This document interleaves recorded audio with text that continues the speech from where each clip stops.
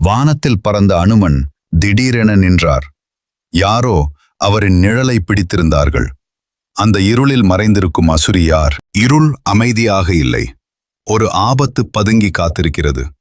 யாருக்கும் தெரியாமல் நிழலிலே அது மறைந்தது.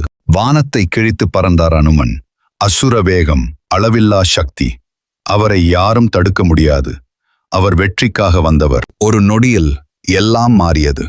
அவரின் உடல் நின்றது. நிழல் மட்டும் இழுக்கப்பட்டது.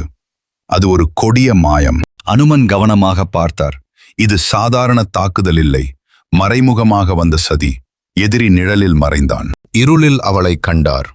கொடூரமான அசுரி சிரித்தாள். அனுமனின் கோபம் எரிந்தது. போர் தவிர வேறு வழியில்லை. அதிரடி தாக்குதல் தொடங்கியது. ஒளியும் இருளும் மோதின. பூமி அதிர்ந்தது. சக்திகள் மோதிய அந்த தருணம்.